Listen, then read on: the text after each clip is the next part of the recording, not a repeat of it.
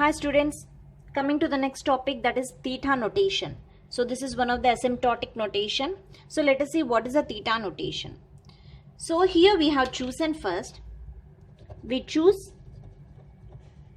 f of n and g of n. These are the two functions as two differentiable functions. Let us take these two differentiable functions and say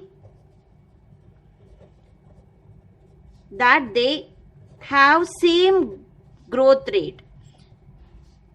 So whatever the functions you have taken here, those f of n, g of n is having the same growth rate. Okay. So if a condition should be there, if it follows the limit n tends to infinity, f of n by g of n is equal to c. So here the c should be in the range of between 0 to infinity. So formally we stated this theta notation as, f of n is equal to theta of g of n. So this is just a definition of theta notation. Now let us see what is this theta notation, how it will calculated by using the graphical method. So let us take this graph. So this is a time and this is the n. Here n is nothing but the size we have taken, the size of the input for that function. So whenever the function is increasing, the time complexity, time is also increased.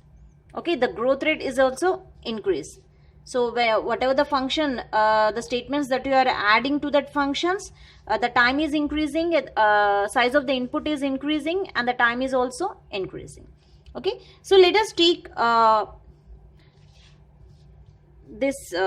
theta notation here is c1 g of n less than or equal to f of n less than or equal to c2 g of n. So I said these fn and gn as two differentiable functions. So fn and gn are two differentiable functions and they have follow the same growth rate. Same growth rate means they should be less than or equal to this these constants, means it follows the lower bound as well as the upper bound. The function will be present between the lower bound and upper bound. Equality relationship is there. So theta is nothing but it is a equality relation is present in theta notation. Okay, so this is a formula I had explained in the previous video. I just given a formula. This is the equality and it represents for a theta notation. So here we have taken, suppose this is a c2 g of n and here c1 g of n. Okay, now I have taken the function, this is a f of n function. Okay, so here you have taken this as n0. N0 is equal to n1 here. So here this completely you call it as, this is a lower bounded and this is upper bounded and this is upper bounded. So it follows the equality relationship between this. This f of n is exist in between these two functions. Okay, and here c1 g of n is less than or equal to f of n is less than or equal to c2 g of n, and here c1 c2 is always greater than 0.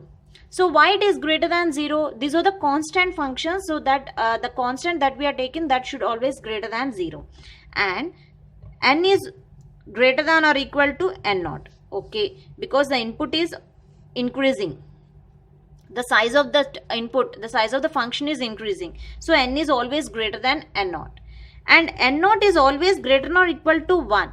Why it is always greater than or equal to 1? Because n0 is the starting input we are giving to the program function. So the input should be always, it should be at least 1, not always. The program has to give the input, starting should be 1. So n0 is always greater than or equal to 1 means at least 1 should be there. For n0 at least 1 should be there, means you are giving a first input is a 1, next 2, like that. So n0 is greater than or equal to 1. So these are the conditions you have to follow whenever you are representing the theta notation. Okay, let me take one simple example for this theta notation. Let us take f of n is equal to 3n plus 2 and g of n is equal to n.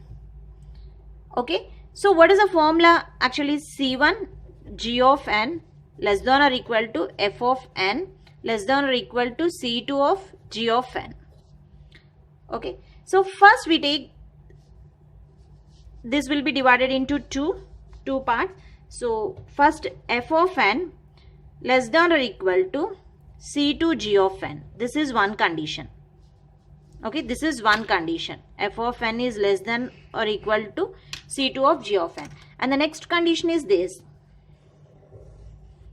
That is f of n is greater than or equal to C1 g of n.